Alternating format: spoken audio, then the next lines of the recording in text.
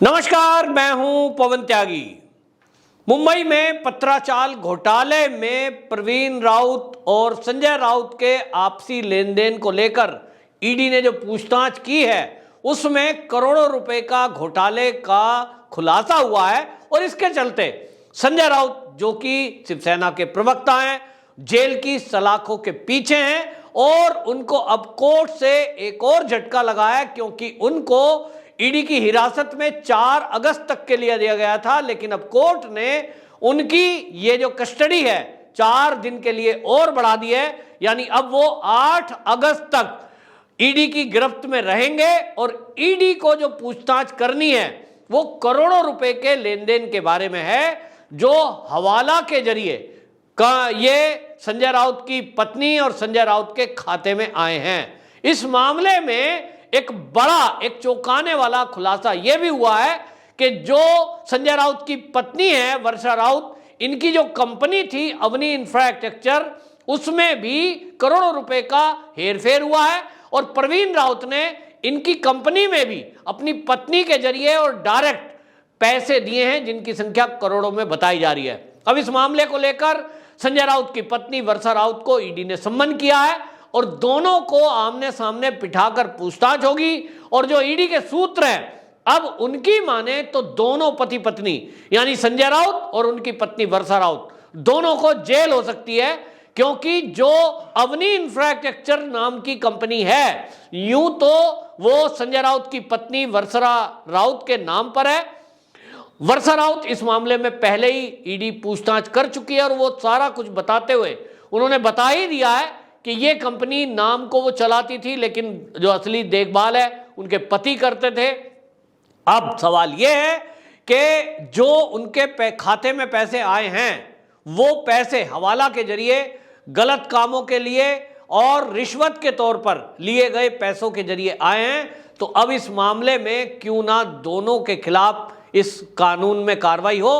तो ईडी के सूत्र कह रहे हैं कि पति पत्नी दोनों एक साथ गिरफ्तार किए जाएंगे।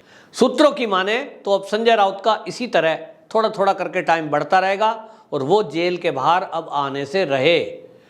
अगर किरीट सोमैया, जो कि भारतीय जनता पार्टी के लीडर हैं, जिन्होंने ये संजय राउत के घोटाले घपले का खुलासा किया था, उन्होंने ईडी को कंप्लेंट की थी, उन्होंने दावा किया है कि जितनी मैंने कंप्लेंट दी है अभी तो केवल एक शिकायत पर ईडी कार्रवाई कर रही है और पूछताछ कर रही है, बाकी अभी पूछताछ जब होगी तो इसमें बड़े बड़े खुलासे होंगे। और किरीट सोमैया ने यह दावा किया है कि संजय राउत ने जिस तरह से यहां बिल्डरों से मिलकर एक पत्राचाल की जो ये सोसाइटी थी इसमें घोटाला किया है, इस घोटाले में लगभग 1 करोड़ रुपया सीधा उनको आया है और कई करोड़ रुपए की जमीनें उन्होंने ली है। इस एवज में हर महीने उनको 2 लाख रुपए का कमीशन पत्राचाल के लोगों के पक्ष में बोलने ना बोलने, मुंह बंद रखने के नाम पर दिया गया है। ऐसी लीडरशिप आपने कभी नहीं सुनी होगी कि नेता जनता के मुद्दों को ना उठाने का पैसा लेते हों। ये पहली बार शिवसेना का चेहरा बेनकाब हो रहा है। जो उद्धव ठाकरे ये कह रहे थे कि संजय राउत सच्चे शिवसैनिक हैं, आज उद्धव ठाकरे जी से सवाल है कि ऐसा शिवसैनिक होता है क्या कि जो पत्राचाल के गरीब लोग, असहाय लोग, जिनकी आवाज उठानी चाहिए थी शिवसेना को, क्योंकि आप जब विपक्ष में थे तो उस आवाज को उठाते, लेकिन आपके प्रवक्ता ने, आपके नेता ने कमीशन लिया बिल्डरों से इस बात के लिए कि गरीबों की आवाज ना उठ सके, गरीबों की आवाज को दबाया जा सके। तो ये बेनकाब हुए हैं। अब किरीट सोमैया ने एक और खुलासा किया है। उन्होंने कहा कि जो उन्होंने कंप्लेंट की है ईडी को, उसमें उनके पास प्रूफ है कि संजय राउत विदेशों में गए थे और जो उनकी विदेशों की यात्रा है उसका सारा खर्चा उनके दोस्त प्रवीण राउत ने उठाया है, जिसको आज वो पहचानने से मना कर रहे हैं। लेकिन संजय राउत की यह भी पोल खुल चुकी है। ईडी ने पूछा था कि प्रवीण राउत, जिसने आपको 10 लगभग जमीनें सौदाबाजी की है और उसके पैसे दिए हैं, वो भी कैश में, कब से जानते हो? संजय राउत ने झूठ बोला। उन्होंने कहा 2013 के बाद से, जबकि 2011 और 2010 और 11 के बीच में 10 जमीनें प्रवीण राउत ने बाकायदा पैसे देकर संजय राउत की पत्नी के नाम किए हैं कि कोई भी करोड़ों रुपए किसी को, अनजान व्यक्ति को कैसे दे देगा? ये एक बड़ा सवाल है। दूसरा आश्चर्यजनक जो खुलासा हुआ है कि जो संजय राउत की पत्नी है, संजय राउत की पत्नी वर्षा राउत और प्रवीण राउत की पत्नी माधुरी राउत, ये दोनों अवनी इंफ्रास्ट्रक्चर कंपनी की पार्टनरशिप में हैं। लेकिन अवनी इंफ्रास्ट्रक्चर जो कंपनी है उसमें आप देखेंगे कि मैं समझता हूं दुनिया का ये 8वां अजूबा है कि जो संजय राउत की पत्नी हैं वो मात्र उसमें लगाती हैं 5,625 रुपए मात्र, और उनको बदले में मिल रहा है 13.94 लाख, यानी लगभग 14 लाख रुपए। क्या आपने देखा है कि 1 या 2 साल के अंदर किसी को भी, किसी भी कंपनी में, किसी भी जगह पैसा लगाने में, अगर किसी ने 5,500 रुपए मात्र लगाए हों और उसको 14 लाख रिटर्न मिल जाए, ऐसा कोई जादू की छड़ी है क्या अवनी इंफ्रास्ट्रक्चर में? ये हुआ है, ये दिया है। किसने दिया है? प्रवीण राउत की पत्नी ने, ईडी की माने, और अगर मैं कहूं तो किरीट सुमैया की माने तो उनका दावा है कि यह है प्रवीण राउत की तरफ से रिश्वत। ये इस तरह से रिश्वत दी गई, कंपनी बना दी गई, इसको प्रॉफिट में दिखाया गया, जबकि काम कुछ नहीं है, बिल्डिंग बनाना, प्लॉट लेना और उसको बेचना। तो एक आदमी अगर मात्र 5,500 रुपए लगाता है तो उसका दूसरा पार्टनर उसको 14 लाख रुपए दे रहा है। यह है घोटाला। और किरीट सुमैया ने यह भी दावा किया है कि जितनी विदेश यात्राएं प्रवीण राउत ने संजय राउत की कराई हैं, यह होती थी विदेशों में मीटिंग और टूर का बहाना होता था। आमतौर पे अगर कोई एजेंसी चेक करेगी तो उसको लगेगा कि संजय राउत जनरली विदेश यात्रा पर बच्चों के साथ घूमने गए हैं, छुट्टी मनाने गए हैं। नेता नो डाउट जाते हैं, सबको आज़ादी है, सभी जा सकते हैं, तो संजय राउत भी गए हैं, इसमें गलत क्या है? लेकिन किरीट सुमैया दावा कर रहे हैं कि गलत यह है कि संजय राउत जो विदेशों की यात्रा में गए उसमें कई यात्राएं इन्होंने सऊदी अरब की है। सऊदी की यात्राओं में ये देश विरोधी एक्टिविटी करने वाले लोगों से मिले हैं, नशे के कारोबारियों से मिले हैं, ऐसा भी दावा किया गया है। और उनको मदद करने की एवज में इन्होंने मोटा पैसा लिया है। वहां मीटिंग होती थी और वहां तय होता था कि शिवसेना किन किन मुद्दों पर मौन रहेगी, शिवसेना किन किन मुद्दों पर उनकी सपोर्ट करेगी, शिवसेना को किस तरह से बोलना है।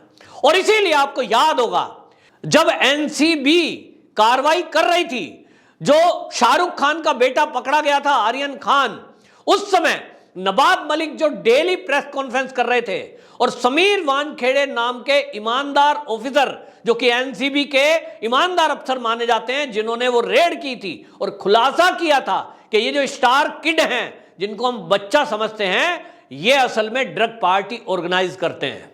इस खुलासे के बाद पूरी ये जो महाराष्ट्र की सरकार है, इसकी सारी एजेंसियां और इसके मंत्री, शिवसेना के नेता संजय राउत, ये सब के सब समीर वानखेड़े के पीछे पड़ गए थे, उनकी कुंडली खंगालने के लिए लग गए। किसी ने जात पर सवाल उठाया, किसी ने उनकी शिक्षा पर सवाल उठाया, किसी ने परिवार पर सवाल उठाया, किसी ने घड़ी पर सवाल उठाया। इतने सवाल उठा दिए कि वो परेशान होकर उन्होंने डिपार्टमेंट को कह दिया, भाई मेरा ट्रांसफर कर दो, मुझे ऐसी नौकरी में नहीं रहना जहां दिन भर मेरे बच्चों, मेरे परिवार, मेरी व्यक्तिगत जिंदगी के बारे में सवाल जवाब होते हो। ये हाल है। तो ये हाल क्यों हुआ? शिवसेना के नेताओं ने क्यों नवाब मलिक का सपोर्ट किया? संजय राउत के बयान उस समय के देखिए, मुझे अच्छे से याद है। उद्धव ठाकरे के बयान मुझे याद है, जो ये कह रहे थे कि हम नवाब मलिक के साथ खड़े हैं। नवाब मलिक जो डे बाय डे खुलासा कर रहे हैं, हम नवाब मलिक के साथ खड़े हैं। तो नवाब मलिक के साथ खड़े हैं, और नवाब मलिक किस एवज में बोल रहे थे वो आज पता लग रहा है कि वहां का जो अंडरवर्ल्ड का डॉन कहलाता है दाऊद इब्राहिम, उसके गुर्गों की जमीनें वो खरीद रहे थे।